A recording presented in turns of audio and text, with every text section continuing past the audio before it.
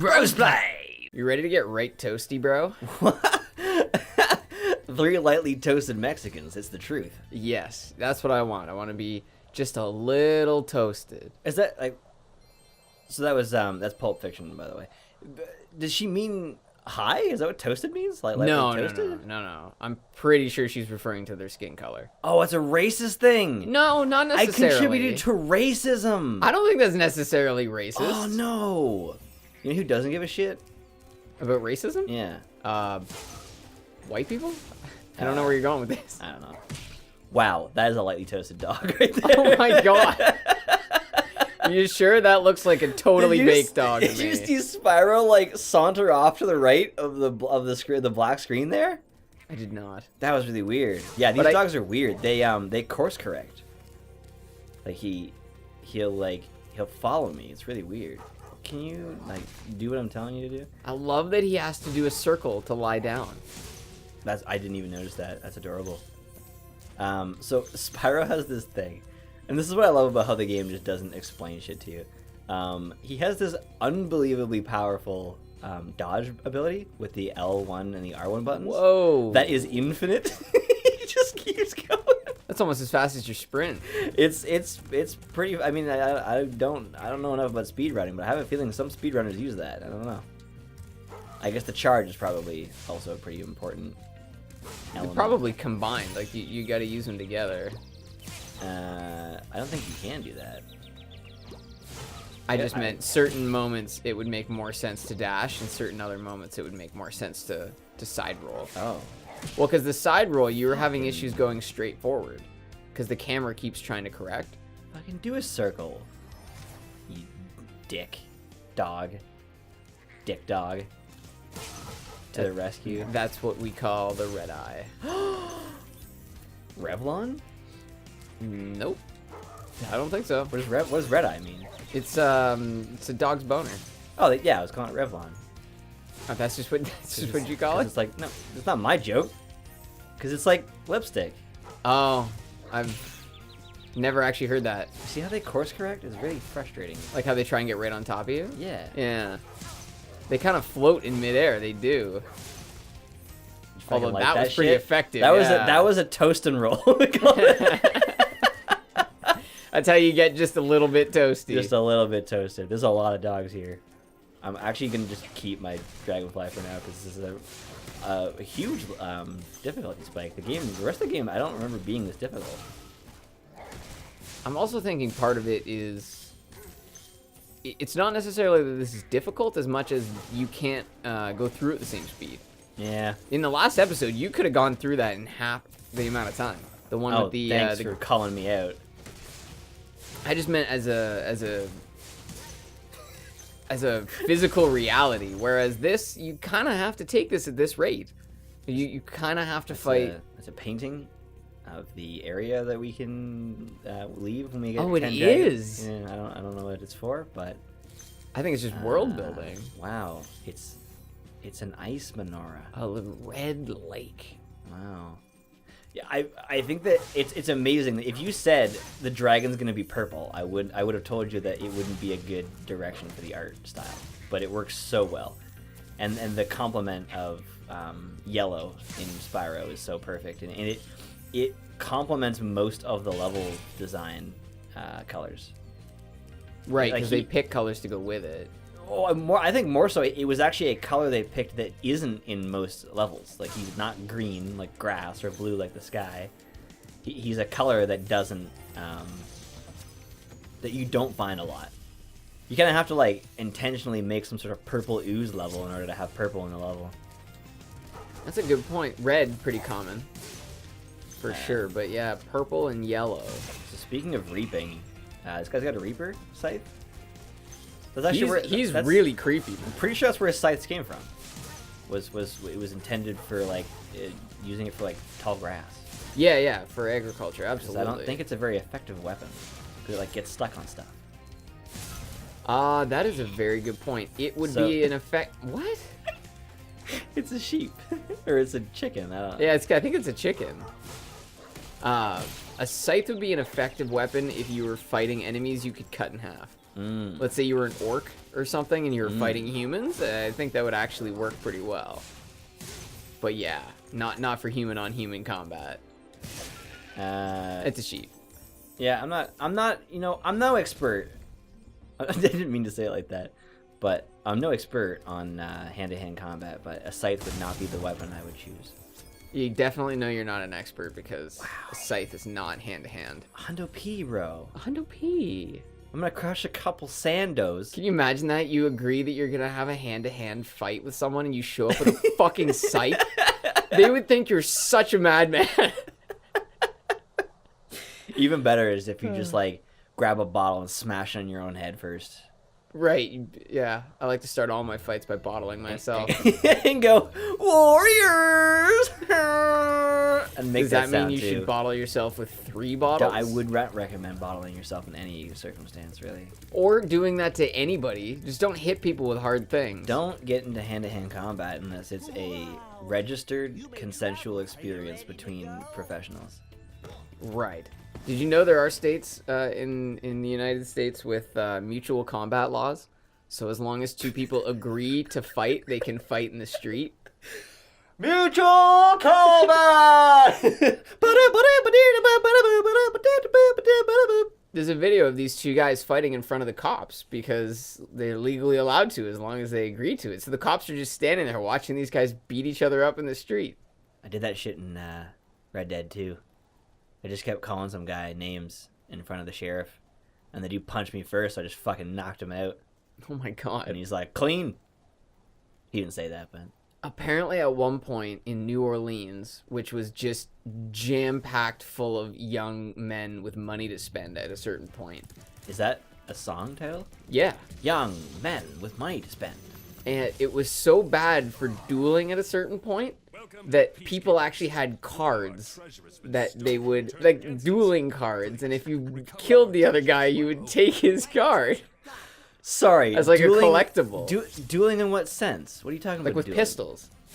Like What? Dueling to the death was so prevalent. That they made a card game out of it? No, that they would carry around a card that was sort of like a record of the duels that they'd been in. Oh. And so if you killed another guy, you would take his card.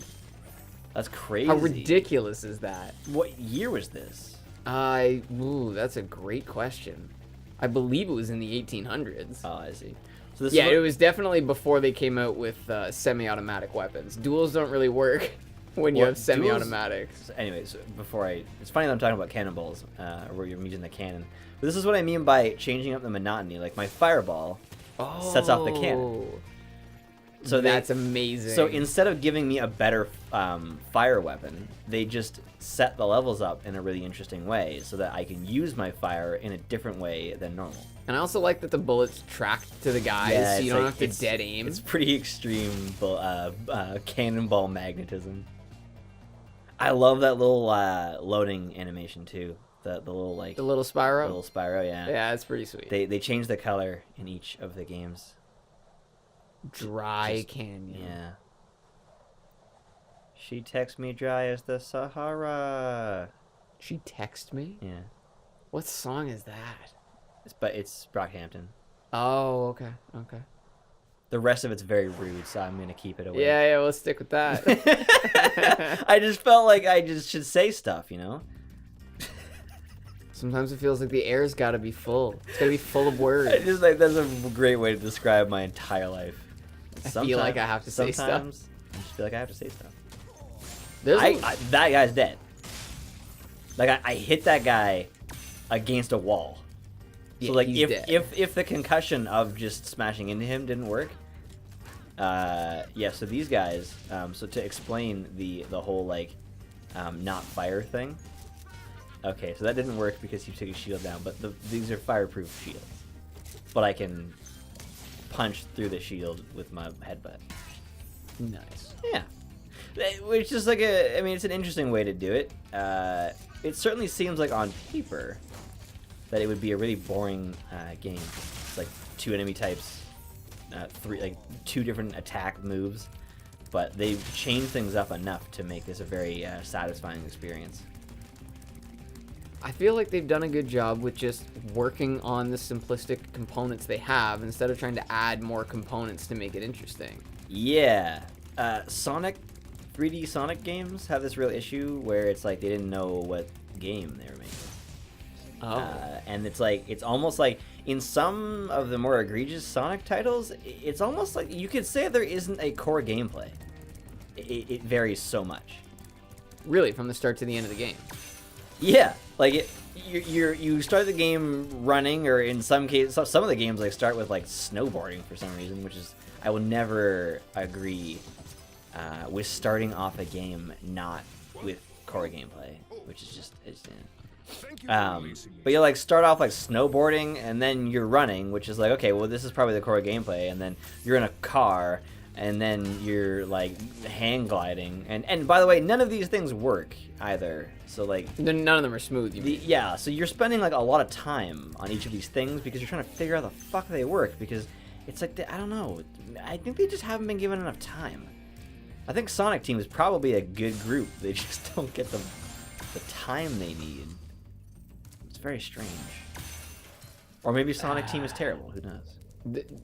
Something that kind of sucks these days is that there's such a push towards profitability that there's so many industries that are clearly moving in a direction that no one really likes, but no one has a solution for.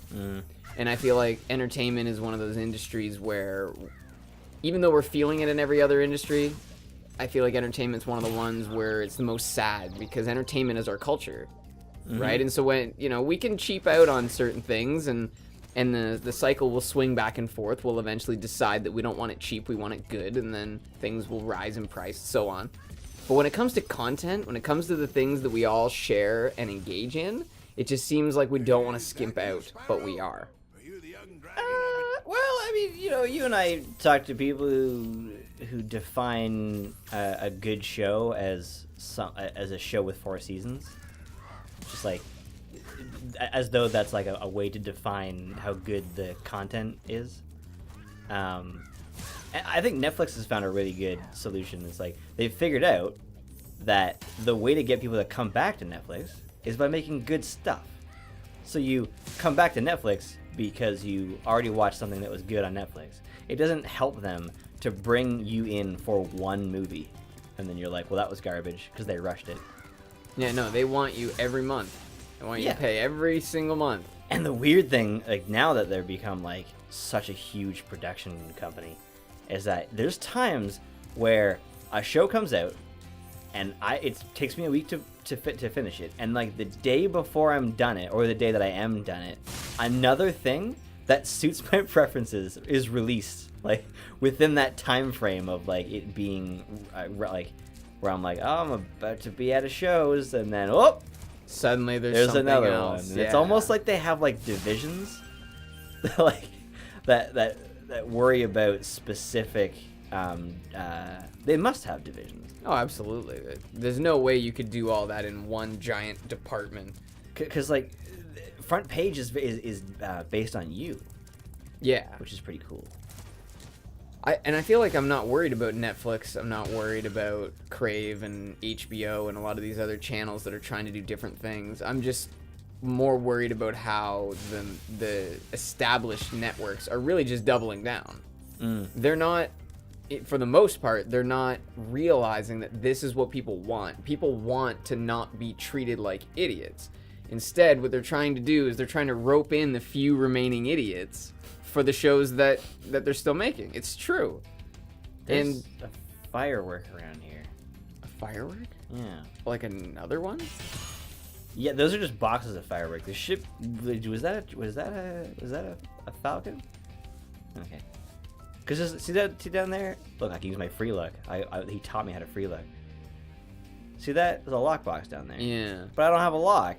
I'm pretty sure I gotta blow it up. But I don't know where the firework is. Huh. Maybe it's on the castle ramparts. Oh, we checked them pretty good already. Sorry, go ahead with keep on your story, bro. It just makes me, I ask the question when somebody tells me about a TV show, I just ask them what network is it on. And if they don't tell me Crave, HBO, well, I guess Crave doesn't really make their own things, do they? I think they have originals. Okay. But if they don't tell me that it's Netflix or HBO or AMC, something like that, I'm not interested. I just really don't want to watch something that's made by AMC. Really? Or no, sorry, not AMC, ABC. Oh. I do not want to watch that. I do not want to watch a global news or a global TV program. I just don't. Because it's like it's polished to the point where it has no like soul behind it, kind of thing. Yeah, I think polishing is maybe a good term. Imagine taking a beautiful raw gemstone and polishing it down to a little tiny blue pebble. It's not good because it's polished. It's in fact worse because it's polished. It doesn't have any of the natural features it originally had, and that's what I feel like all of their television is. It's brutal. That's. I think I feel the same way, but about gaming. Like when someone tells me about a new game, I'm like, "What's its frame rate?" You so are. Yeah. You so are like that. And so like Jake got what did he get? He got some game, and I was like, "What's the frame rate like?" And he's like, and I'm like, "So not 60." Yeah. Is the answer to that question, because there's no question about it when it is. Yeah, and you know what? If you can play a really choppy, gross game, then I'm happy for you. I wish I could. It's not like a high horse thing. It's like, oh no, I'm too good for, like, this game is 30 FPS, but it is very consistent, and it's a third person, which is pretty much the only way 30 works. It also uses a very appropriate amount of motion blur. And they intentionally lowered the sensitivity of the camera and don't let you change that to mask the fact that the game is not running as well as it should be. Which is something I will a really say. Big argument that I won't get into. Just for, Global and ABC's sake, if you're wondering what can be done about this, the answer is you basically just have to grow some balls, and that is a figurative term, but take it however you want, and decide to go after a certain market. You have to choose who the show's for and make the show for those people. See, purple. There's some purple. Oh, there's some purple. Dude. Anyways, and make the show for those people and be willing to stand behind that. And also remember that over time, you will teach your audience what to like, because your audience is so impressionable. Good. If they're going to watch your crap, they will watch your good content too. That's all I'm saying. Good for many is great for no one. Absolutely. Do you want to make good TV, or do you want to make great TV? And if you want to make good TV, I'm sorry, but you're in the wrong business. I don't think so. I think they are in the right business. I think, unfortunately, while I may disagree with it, I think it's definitely, working for them. Well, no, it's working for them from a financial perspective, but it just seems to me like, will you tell me, do you have fulfillment in your life? Do you really feel like the shows that you're creating give you the same kind of oomph that you would get if you were working on a Game of Thrones? The kind of chutzpah? Yeah. Do you want some chutzpah in your life? That's actually not the right word. I'm pretty sure that means actually that kind of means like bravery or balls, I'm pretty sure. Well, then I'll stick by that. Do you want some chutzpah in your life? I brutalized at that time. This guy is a beast. He took 2 shots to the neck and just kept fuck. Oh, brutal. Fucking spike ass. Brutal. Oh, I'm pretty sure I could have kept going. I'm pretty sure those count as just a damage. Yeah. No. Gotham is a great example of like polished to within an inch of its life. Yeah. It's a show. It's a prequel show about a character we know survives to have a child. So every time you put Gordon in a dangerous position, you insult the intelligence of the audience. Gordon is not going to die. We see him as a 60-year-old man in the Batman trilogy. It's not high tension when someone has a gun to his head. Or fucking Bruce Wayne. We know he becomes Batman, alright? Like, stop doing that. He's in danger every goddamn episode. There's nothing exciting about it. There's no tension. it's important to have danger because we know that was how they forged themselves, right? Yeah. They put themselves in dangerous situations, and that's how they became the men that they are. But you're right, that you're insulting the intelligence of the Watcher by constantly doing it. It's, what's the principle where... diminishing returns. Yeah. That's the principle that's at work here. If you don't try to deal things out in a way that is manageable and exciting, then what you end up getting is just this soup of uninteresting, unchanging content. And that's what did you call it? Soft TV? That's what soft TV is. Mm-hmm. Now, what I will say for them is that there's a lot of people that like that shitty soft TV. So maybe I'm wrong. You know what? Maybe what you're doing is working for you, and maybe there's a lot of people that are happy with it. I went into Travelers as a show to keep in the background while I played Hearthstone. And then I discovered it was a really, really good show. And it was one of the only moments where I actually intended on a show being background, and it turned into like the foreground of my life for like 2 weeks. And then since have never turned a show into that because I stopped playing mobile games at the same time. Yeah. Yeah, at the end of the day, these As an army right there. at the end of the day, these things, like, I honestly put mobile games into the same category as soft TV. They will go away when we as a society grow up, and that's not going to happen for a long time. I don't know if mobile games will ever go away. I just mean the way in which they're currently consumed will change and okay. won't be as caustic, if you will. Ooh, that's Yeah. an interesting way to look at it. Wow. We'll okay, see. So thank you for joining us. More caustic, fiery discussions. And a dragonfly. Yeah.